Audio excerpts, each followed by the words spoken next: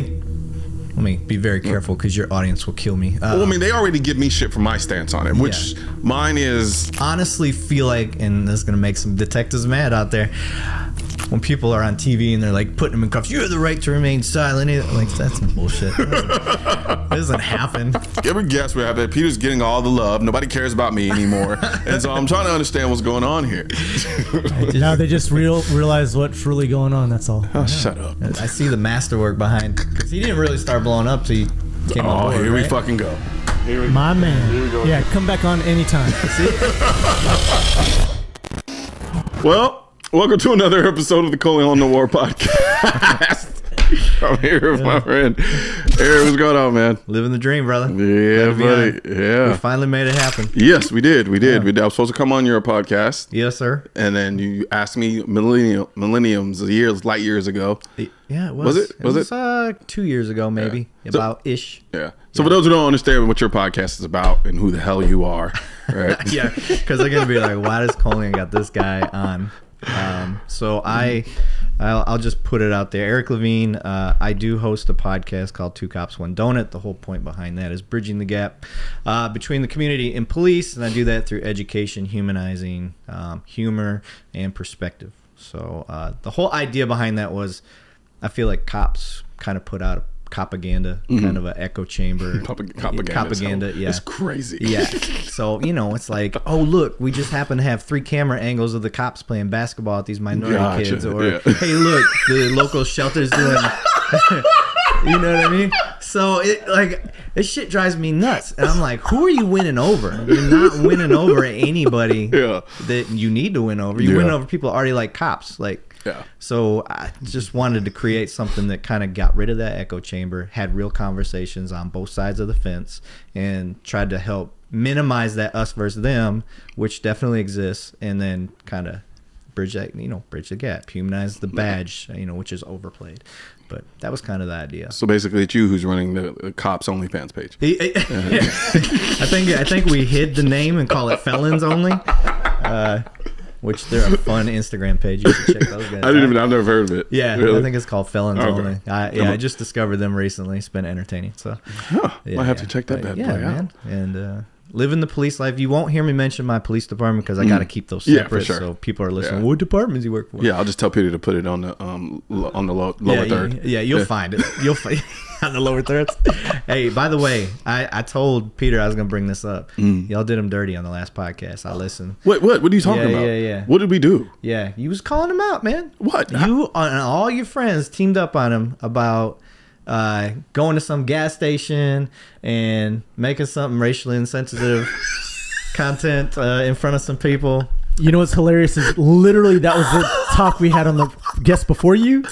He was about to tell that story. Peter was like, "No, we're gonna not tell that story." And then, that's hilarious. Because I let it be known because you and I both know Peter's racist. For sure. Right. Yeah. And so birds of a feather. It's funny. Fuck off. Not me, brother. And so I was gonna get it. So I was like, okay, maybe not tell that story right now. It's not even that bad. It's hilarious, actually. But if I said the story, bad. If he says the story, funny. Very true. Yeah. And cry me a fucking river. And to kind of change subjects real quick so I don't get in trouble. Is the Dragon Ball Z? I didn't know y'all was fans. Yes, bro. Dude, I'm a millennial. What name of millennial that is not a Dragon Ball Z fan? True. I'm not. You're not a millennial. You're a boomer. Have you watched the new stuff? No. Oh, is it good? Oh man, really? Ultra Instinct. Yeah, I saw it, but I'm like, bro, you thought you got hyped when he turned Super Saiyan for the first time? Wait till you see. How many episodes do I have to wait for him to turn now? That's the difference. You don't have to wait 12 episodes just for him to turn. He literally spent 12 episodes. Just in the yellow glowing hue, just powering up for 12 episodes. Yeah. While Frieza sat there and looked at him like, and you keep going to school, and you're like, damn it! And you're talking to your friends. You're like, it's the next one, guys. He's gonna do it. Yeah, he's gonna do it. And we didn't have the benefit of going on to blogs and stuff like that. I mean, they existed, but it wasn't to it hadn't been translated. Yeah. Now I think everything's translated a lot quicker. So I wanted to talk about. I meant to ask you about the beat that you work. Okay. Right, because you kind of do the entertainment district side of the cop thing by and large. What is that like? So the best thing that I can start to like compare it to is like, think of Austin 6th Street. So it is, Austin 6th Street is one linear block of a ton of bars and a ton of foot traffic, a lot of people out there. So I work something similar to that, except it's like 5 blocks by 8 blocks. It's bigger, and there's the same, if not more, concentration of people depending on the day. So like on a weekend, Fridays and Saturdays are probably the busiest nights. You got thousands of people, and if there's a game, and if there's another event just around, because it's a downtown city area, just like where you live, and there's Oktoberfest is going on right now, and there's also football games going on. There's a stadium right there. We have, in Texas, I'll give that away. I'm a North Texas guy. We have rodeos and stuff like that. So when all these events are going on at the same time, there's a lot of drinking. There's a lot of partying. There's a local college, so you also have college crowd. You got hip hop bars, cowboy bars, vaquero bars. I mean, the mix of people is insane. So there's a lot of people, and it's a huge concentration. I have a question. So I understand the carry laws from a lawyer legal standpoint, right? But like boots on the ground from a cop's perspective, because Texas is interesting, right? There's certain places you can carry, certain places you can't carry. You can't carry when you're drinking, but you can carry when you're drinking. You just can't be intoxicated. It's weird. Like, you get what I'm saying? Yeah. So how does that look from your perspective? For me, I've always been very constitutional oriented, and I believe you have a right to have a gun. I think everybody should carry. They can legally carry. So big proponent of being armed at all times. And with that, in police work, there's 2 trains of thought. One, you can't go into a bar with a gun. It's the 51% sales of alcohol. There'll be signs posted. And so if you get caught with a gun, like, be a responsible gun owner. If you know you're going to go out drinking, I wouldn't recommend that you carry. However, you do get caught in situations where you had a drink, whatever, and you have no intentions of getting intoxicated to a level where your judgments fade and stuff like that. And that's where it gets into the gray area with a cop. If I'm coming up to you because of something you've done, that's where I start to make my judgments. If somebody points you, that guy's got a gun over there, and I saw you had a beer. Okay. Is he doing anything? Like, give me something that he's doing illegal. Like, then maybe we'll start having a conversation. But what am I going to do? Hey, man, probably not responsible. You should. That's about the extent of it. It's Texas. I mean, welcome to Texas. And so generally that's how I deal with it. I live most of my area as a cop, being a cop 18 years, in the gray. I try to figure out what my discretion is. Do I have a felony? No, I don't have a felony. So I have discretion. Let me see what I can do. If I do have a truly concerned citizen, I'll go up, make contact with the person, and say, hey, man, so you got a beer. Somebody pointed out you may have a gun.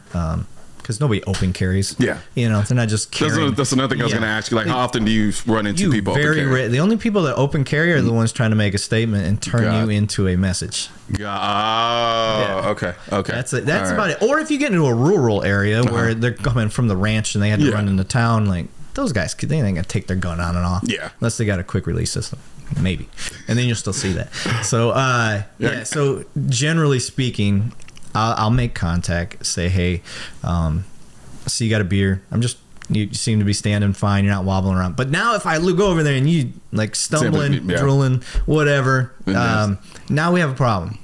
And now I'm going to kind of treat it the same way that I would do with somebody that may be possibly too drunk to drive. Gotcha. And then I'm going to be like, hey, do you have a responsible person with you? Do you have somebody that hasn't been drinking? Hey, do me a favor. Take possession of his firearm. You could continue to drink all you want. I would suggest you don't carry that. If we can do that. If you're alone, then kind of taking my options away. If you've committed another offense and you're carrying, now you've definitely taken any options away for you or me. Like, that's just the way it is.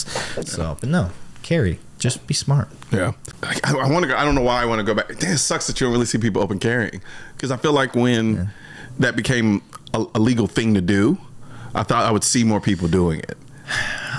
I don't agree with it. I think, let me be very careful because your audience will kill me. Well, I mean, they already give me shit for my stance on it, which mine is, you want me to tell you mine and then you can go into yours? Yeah, go ahead. So mine is, I don't have a problem with people open carrying. I won't do it. Yes. And the reason I won't do it is because I don't want the attention. I like the idea of people not knowing how. I go out of my way to make it virtually impossible for you to tell I have a gun on me. Right. So the last thing I want to do is to go out of my way to make sure to tell you that I have a gun on me. Yeah. That's me. Right. I don't have inherently, idealistically, I don't have a problem with it. I'm just not going to do it. Yeah. Yeah. Because anytime somebody attacks a target, you know, they need to know what the threats are. And if they plan to do something stupid, you're going to be one of the first people they're going to go after. Yeah. So, or if they're just, they want a gun. Like I've watched videos after video. I've done videos on, where somebody's open carrying and they're not paying attention because they're not hyper vigilant like police typically are. Don't get me wrong, there's some cops that are. You know who you are. And shoot, I think one was having trouble just getting her gun in the holster. Yeah, we saw that one. There's a great one of the guns upside down, where it's the holster's upside down. I did see that one. I saw that one. What I think happened was she went to the bathroom or something, probably put it through, and then just didn't check. But where was I going with that? Open carry. I will not open carry. Yeah. I'm the same way, same mindset. I don't want you to know. But you're a cop. Well, that's different. If I'm in uniform. If I'm in uniform, but even off duty, you won't open carry. Like that's you're a concealed carry guy. I'm a concealed carry guy. The most I'll do is kind of what I showed you earlier. Gotcha. And I like the options of doing that. But for you, it kind of stinks because everybody knows who you are now. Yeah, kind of. Not when I take this hat off. True. People don't realize that's why I wear the hat.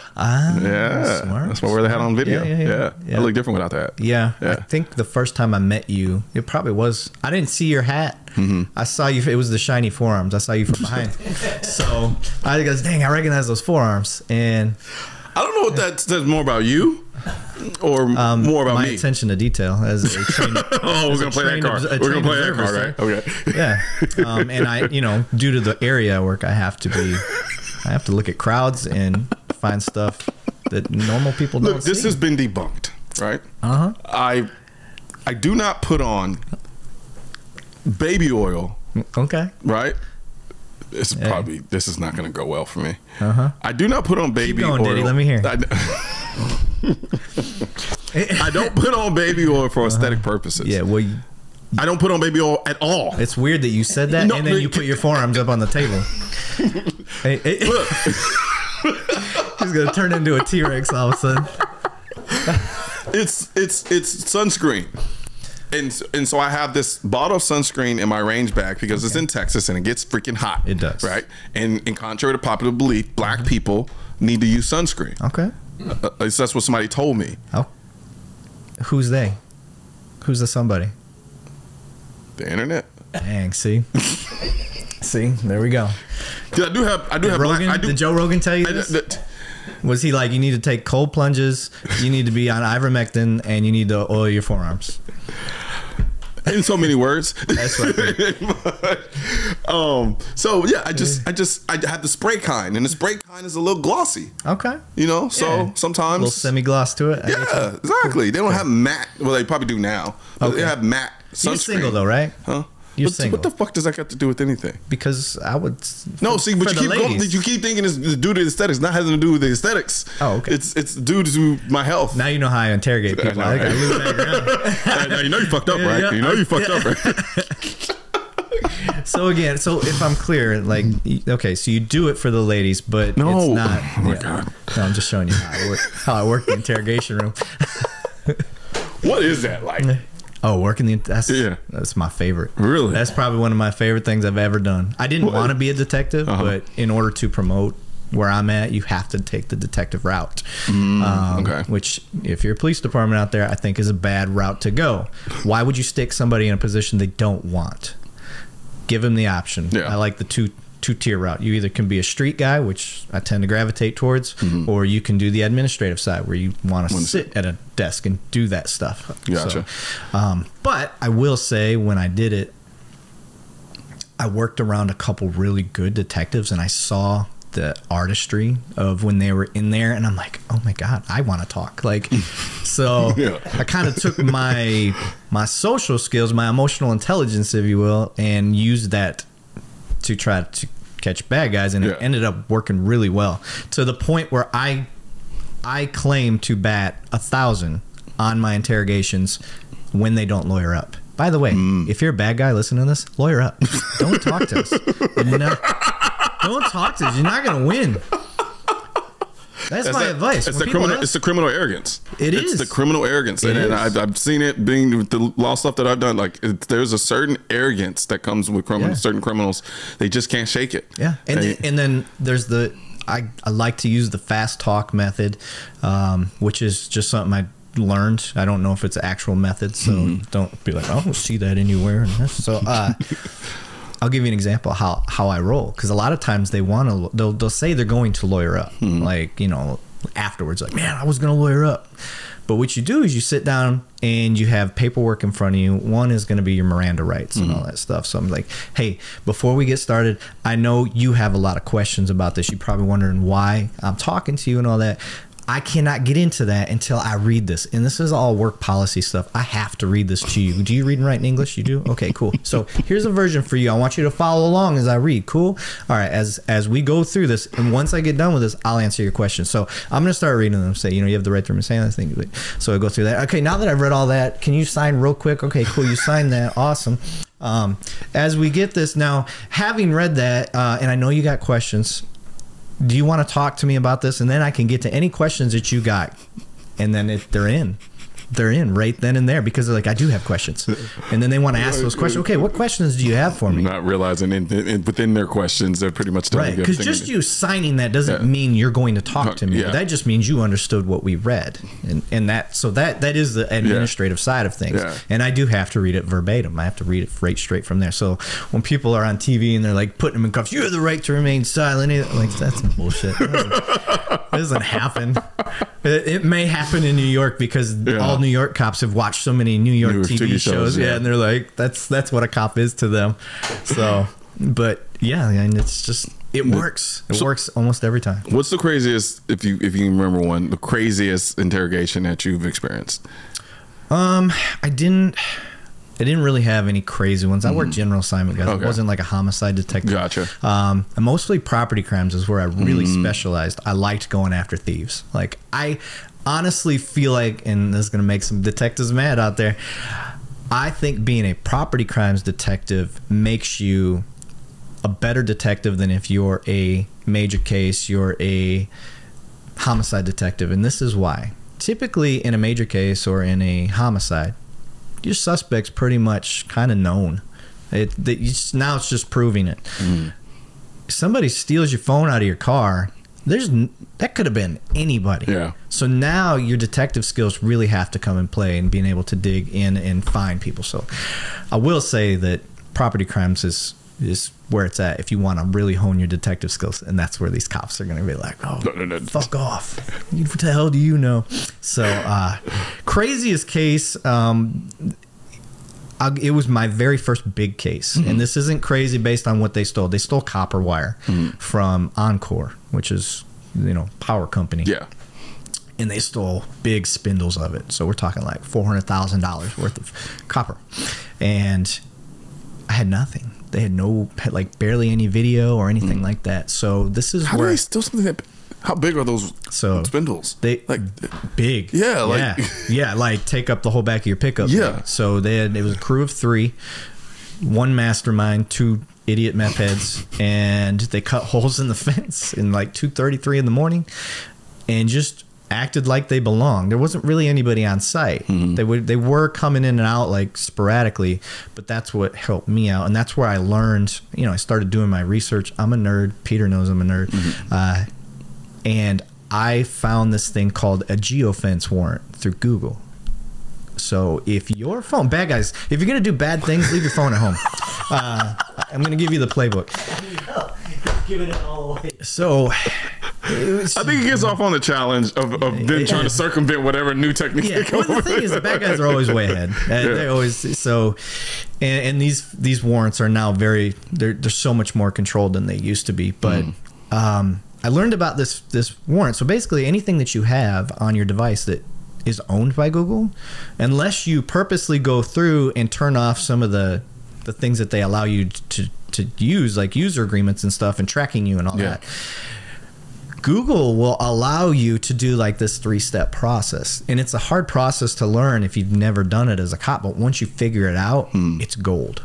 So what I did, it's an isolated area, so I did a geofence warrant around their property, and any Google app that went through that thing at that time could have been a potential suspect. There were only 2 devices that went through at that time between the hours that it took them to steal this stuff. Yeah. No workers had went in. Nobody had shown to use their ID to get in at that time. So you're an attorney. You start to see the path I'm going down, that like it had to be these guys. So then you basically, the way that Google will do it, it'll say, here's device A, device B. They don't say who it is. They don't give you that information. So now you send it back. Yep, these 2 are my suspects. I need more information. So now they'll give you a 24-hour window where those devices went. So then you backtrack and you see where they're home and where they like to stay. And now, if you need to, you can do a 3rd step and start getting into who specifically the user is and what they signed up under. But I didn't ever have to really go that far, because I would just use a little old school work and go, okay, let me go see these houses. Okay, here's a home. Okay, who stays there? This is who stays there. There's my suspects. There's the vehicle, you know. Gotcha. And I get plates from everybody that's staying at that house, and then I run them through LPR, and that, like, yeah, buddy. Like, yeah, you do like this stuff. I love it, man. Yeah. I like it. Yeah. Oh, man. Yeah, it's a good time. Yeah, no. Yeah, that's so I tracked these guys down and figured out who they were, got them into the interrogation room, said, hey, you know, I did a knock, and it's old school, knock and talk. I knocked on the door. Hey, Detective Lavigne, you guys aren't in trouble yet, but I want you to come talk to me. You won't be placed under arrest or anything. I just need to find out more. I'm trying to eliminate you as a suspect. Yeah. So I need you to come in tomorrow between this time and that time. Can you make that? Yeah. Now, I will say most of the time they don't show up. Yeah. This guy showed up. So he comes in, get to talking to him, and then I play that, look, I know you're probably not the mastermind behind this. You're not who I'm after. I'm after the guy that got this stuff and then went to go try to recycle the copper and all that stuff. I was like, because that's a lot of money. I was like, we're talking nearly $500,000. I was like, this is like felony stuff, man. Yeah. And spills his guts. Cool, man. I appreciate you. So thank you. Here's your warrant. So you're free to leave. Yeah. And let him go. And then wrote the warrants, got all of them.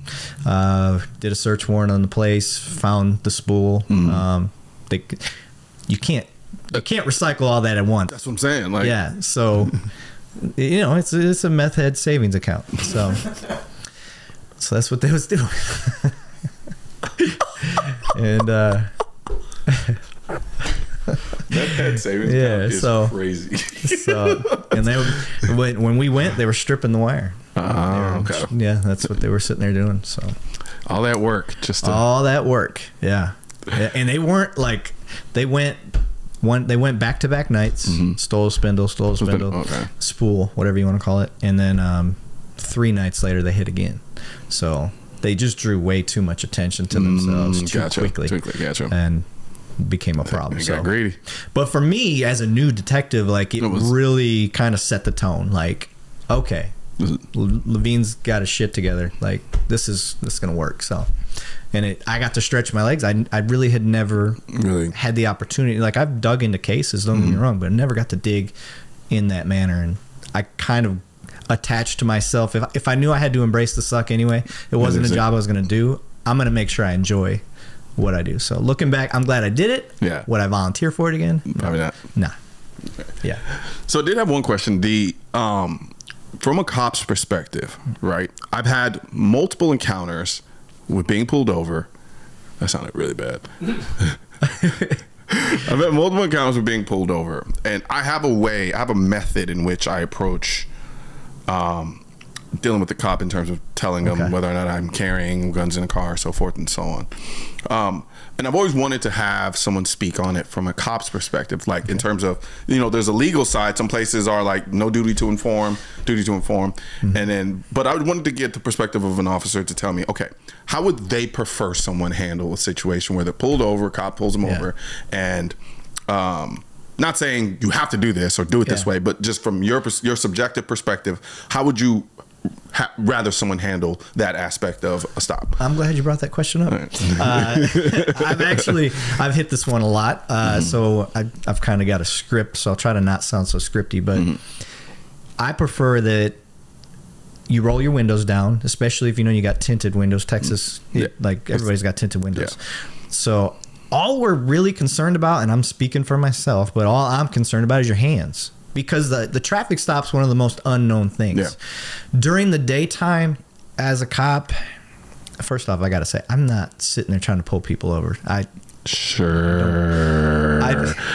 is the guy that's been pulled over enough times. Now, I have not written a ticket in over 10 years. So, but to my point is, you don't know who you're pulling over, especially at night with tinted windows. Like, unless you happen to catch a street light, like I can't. So the whole like racial thing that people will throw out there, like most of the time we don't know, and pull them over, have your windows down, and just have your hands on the wheel. Or me, when I get pulled over and I'm a cop, I put my hands on the window, so because now I don't have to like the cop. He's way back by the car and he doesn't have to think about it. Gotcha. Instead of getting up to the B pillar, which is the pillar that's right behind, and that's about when we can start to see. So when you say roll the windows down, you're talking front and back. Okay, gotcha. You know, and there's extenuating circumstances. If it's raining, keep in mind the context of this is how you subjectively as a cop would personally like that. So for me, windows down, hands visible. Once I see your hands, we're cool.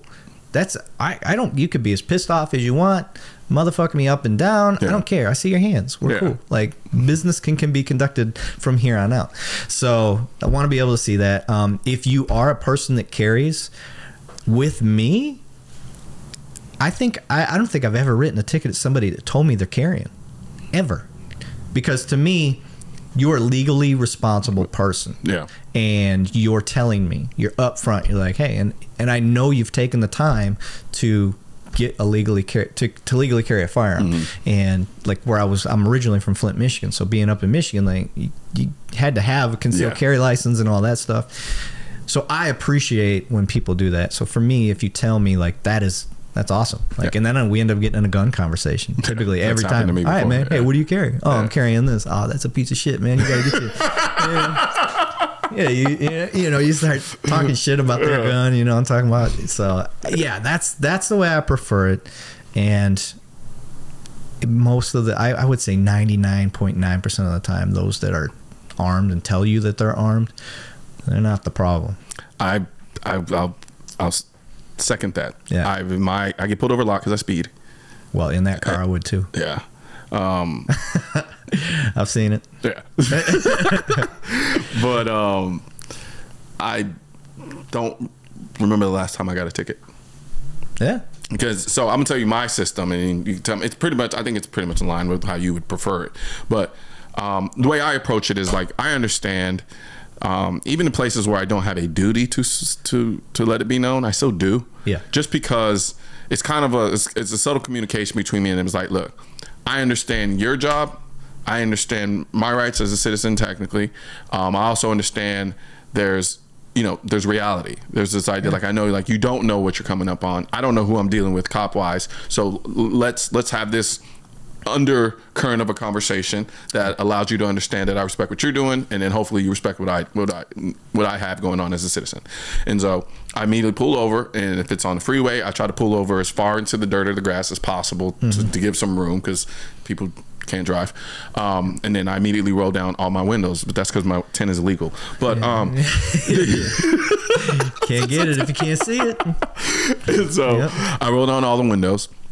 And then I immediately, so if the lights come on, I immediately start going towards. I grab my wallet, and so my concealed carry license and my license, driver's license, are always stacked.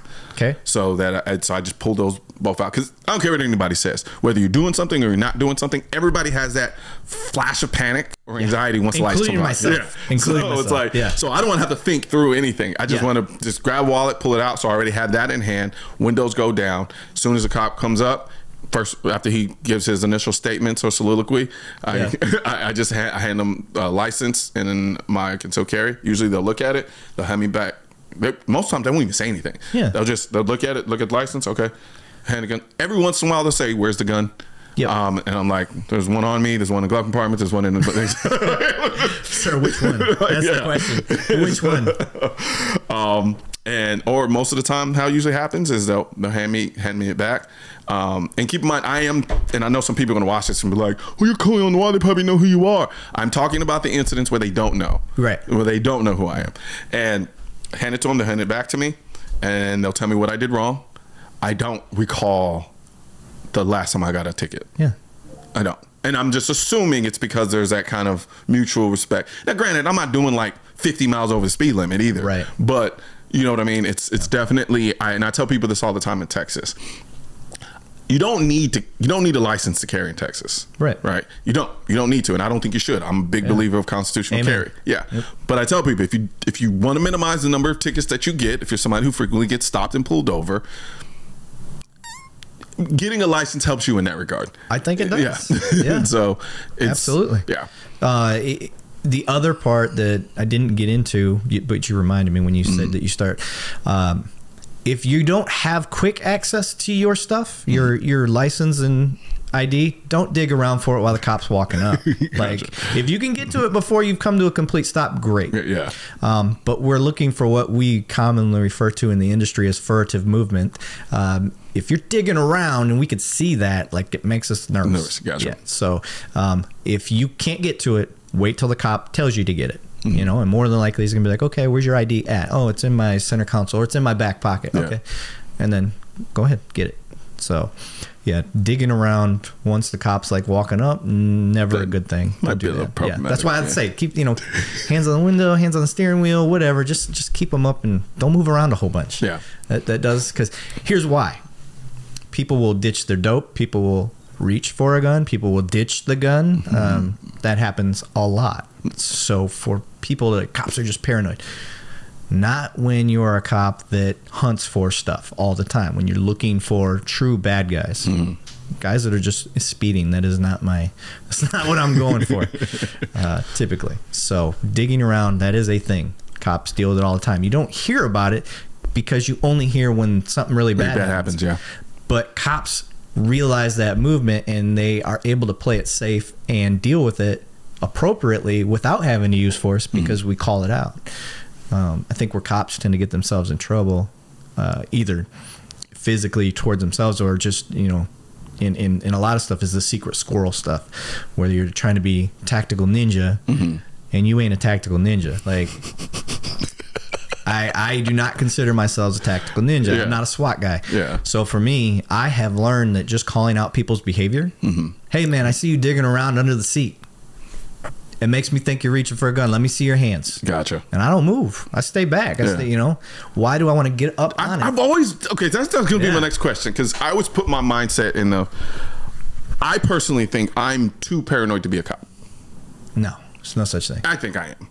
Because I assume, the call will just take longer. That's all. The call will just take longer. Because it's like, you get paid by the hour, baby. So, because I'm telling you, that's my thought process. If I pull somebody over and I can see there's movement going on, I'm not going anywhere near that car. Right. Not going anywhere near it. Especially if we're talking about multiple people, things like that. Like I'm one guy. Yeah. So I'm calling back up.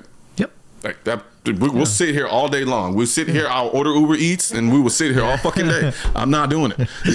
And that's kind of a luxury where I'm at. Is backups is a minute away at best. They're at the least. So we're the most saturated area for our city of cops is in that area, because there's so much potential and there's so many people. Because we have had shootings, we have had stabbings, we have had brawls and all that stuff.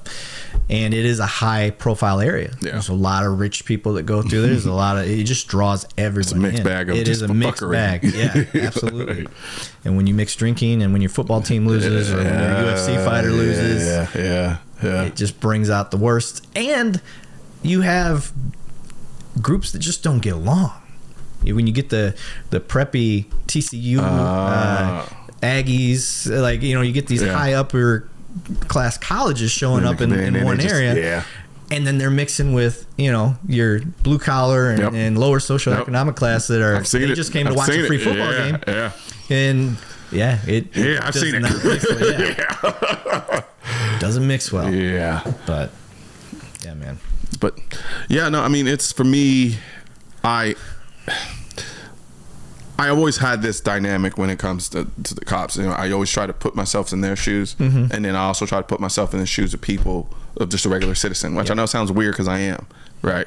And you know, I've had to do videos on cop shootings, and you know, where it was like super controversial, and it's like, what are these, you know? And because I have a lot of friends who are cops, I have a certain level of acquired empathy to certain aspects of being a cop that most people probably wouldn't have. Well, you get it. You get to sit down and have these conversations. Exactly. Like nothing would drive me more. And I'm a huge Rogan fan, so I'm sorry for bringing up another pod. That's the whole reason I started mine and why I film it the way I film it and all that stuff, because he kept hitting up people, his comedian friends.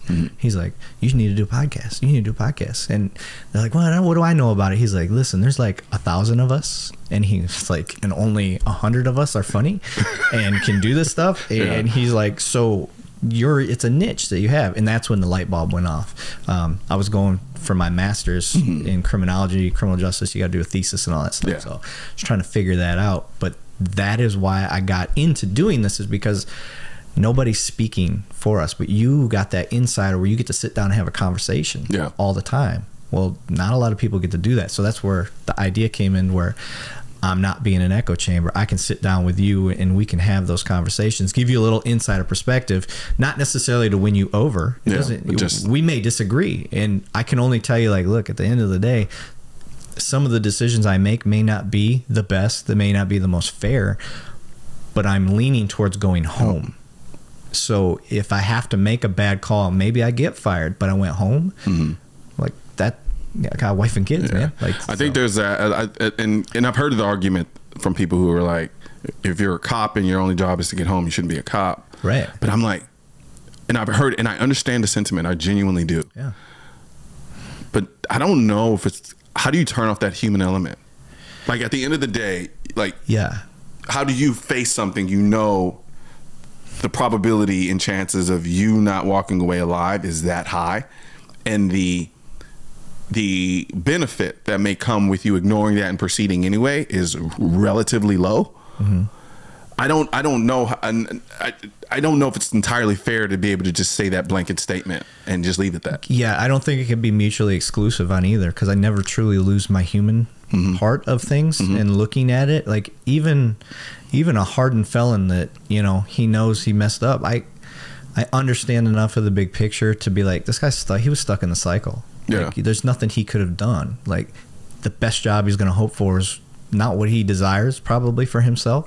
And it's going to be really hard to going from making, you know, a few $1,000s a week selling dope, doing whatever, to getting out, being, you know, reformed, trying not to go into that recidivism. And now, what are your options? And that's one of my biggest problems with the system, is you could be a felon and do your time, but your time never really ends, which is fucked up. You either did your time or you didn't. I am all for saying, hey, you know, you did 7 years for this robbery. What did you do while you were in prison? Did you go to school? Did you do this? Okay, cool. You showed some steps. Awesome. You're out now. We're going to allow you to get good jobs, not hold you back because you did your time for something. You did a crime and you did your time for it, but now you're still doing your time, even though you're not doing your time. And then what really gets in the weeds, though, is people, what about child molesters? Okay, you got me. Same here. Fair. You got me. I'm not the one that's got to distinguish the difference between this stuff. I'm just telling you that if you did your time, you did your time. So I have that human element. The point that I'm trying to get to is I always have it. But when it's you know, the way I look at a scene is security first, and then everything else. Yeah. So if I can get the security side down quick, fast, and in a hurry, and don't dwell where cops and people get hurt, is when I allow you to get ramped up, when I let you start building up confidence. Oh, this cop ain't gonna do shit, you know, or he's weak. Like, I think I can take advantage. So that's what I was gonna. The question just popped in my head is that, how do you manage that balancing act of de-escalation without giving off the impression that you're weak? Because I know that's a very fine balancing act there. That you know, it's kind of like. I don't know that it's something you can teach. I think you either have it or you don't. No. It's like learning how to talk to people. I do believe everybody's got the ability to become socially acceptable. I don't know how another way to put it. Just have social skills. It's getting fewer and far between to sit down and have these type of conversations for the amount of time that we do. But when you're on scene, typically I don't have to have conversations that long. So I've learned skill sets, like I was mentioning earlier. I try not to do the secret squirrel stuff too much, you know, where they're like, man, what's going on? I'm running you for warrants, you know. Gotcha. Okay. Stuff like that, where you start to make small talk and try to keep their mind busy, so they're not so that's one trick that we use. Keep their mind busy. Find things that you can have in common, or something that'll keep him talking, man. Like, hey man, where'd you get this car? Like, and then, you know, whatever it is, and just keep the mind going. So that's one way. Two, I just like to call things out as I see them. Hey man, I see you're getting nervous. Like, I can tell. Like, you've been in the system. You've been arrested before. How do I know that? Because I already asked you. Have you been arrested before? Yeah, I've been arrested before. What'd you get arrested for? Oh, I got arrested for this, that, and that. I was like, so you know the game. I was like, so when I see you sitting here looking nervous, it tells me you're about to do something stupid. Gotcha. And when I call it out, now they're like, oh, he's OG. Like, he knows. Gotcha. Like, and then you just have that confidence level, and people don't mess with you nearly as much. I've been doing jiu-jitsu since like 06. And for my friends that I've rolled with, you know, I haven't been to the gym in like 2 years, so don't don't get on me. They're like, oh, you haven't rolled in like 2 years, bro. He just comes with donuts and leaves. So, but I started rolling 06 and made it to purple belt. I'll probably be a lifelong purple belt, because it's the way the police life goes, and having podcasts. I just, you know, I'm in the military still too, so I just don't have the time to stay consistent. So consistent purple belt. Anyway, fair enough. The point I was trying to get to, when you learn martial arts like that, like real martial arts, not the McDojo stuff, when you learn real martial arts, you exude this confidence or persona, and you don't even realize you do it. Most of these real fighters you see and talk to and whatnot, they're so humble and so calm. And there's just this aura to them. And in police work, that's what I wanted, but didn't know that that's what I was doing. So I learned all this jiu-jitsu, which was great. Hardly ever got to use it. The most times I got to use jiu-jitsu for myself or in the field was to help another officer. Never from me. Nobody checked me, like, ever. And I couldn't figure that out. I thought it was just because I was so smooth at talking to people. And probably wasn't it. It was probably the confidence. Your wife at home like, nope. Shoot, my wife at home like, when you start learning jiu-jitsu, you start trying to do that shit to me. It does help you in the bed. I'm just saying. I'm gonna stop short of continuing that part, because when I was doing rolling more consistently, you find yourself like trying to put them in like half guard. You're like, come here. You put in that Eddie Bravo lockdown. Shout out to 10th Planet. That's how I got started. It was 10th Planet. I love it. But yeah, man. No, I mean, look, you're not too far. No, you're somewhere in Texas. So you know, I'm. We gotta come back on. I gotta do yours next. I gotta do your podcast next. Okay, I'll do yours next. And then I get to be in the hot seat. What are we gonna talk about on mine? I don't know, because I've got some ideas. You're trying to say I'm boring? Especially no. I just don't want to. I don't want to waste a valuable resource, and you'd be like, dude, that was. I mean, I can come back on again. That was bunk. That's true. Yeah, that's true. Yeah, it's not, but qualified immunity has been a hot topic lately. So if you could get yourself versed in that, I can do that. Yeah, I can do that. Yeah, take your whole lawyer speak. People don't understand. We're like natural enemies. Like kind of, yes and no. Because we don't, even prosecutors, we don't necessarily get along with. It's because there is that aspect of it, because like their goal is not inherently, but a little different from the cops. They're a numbers game. Yeah. Yep. And if your case isn't easy numbers, then it's like, yeah. Well, I need more. What are you talking about? You have everything you need. You just have to work a little bit hard. Yeah. Just present the case. Yeah. But I want a slam dunk. Give me a slam dunk. Yeah, give me a slam dunk case so you get it. Yeah, man. But no, this is awesome. I love the setup. Yeah, we're trying, man. I finally got to hang out with Peter, which is even more cool. Hey, Peter, you know, I'm starting to get jealous. You should be, because every time every guest we have, Peter's getting all the love. Nobody cares about me anymore, and so I'm trying to understand what's going on here. Now they just realize what's really going on. That's all. Oh, shut up! I see the masterwork behind, because he didn't really start blowing up till he came on board. Here we fucking go. My man. Here we go. Yeah, come back on anytime. See? It's just like when you meet a girl, like you have to win over dad, you know, or mom. It just depends on how it is. I can see that. Yeah, so probably why I don't have a girl. Yeah. Hey, I heard North Korea's got some. You good? Nah, man, but appreciate it, brother. Always. One thing's for certain and two things are for sure. Politicians and tech giants don't want gun content to be recommended to you. And we're all fighting this culture war together. Now, you can help do your part by liking, commenting, subscribing to the channel, but most importantly, sharing this video with at least one person. Together, we can stop the suppression of our 2A rights. And don't forget to click the link in the description section of this video for the products that I mentioned in this video.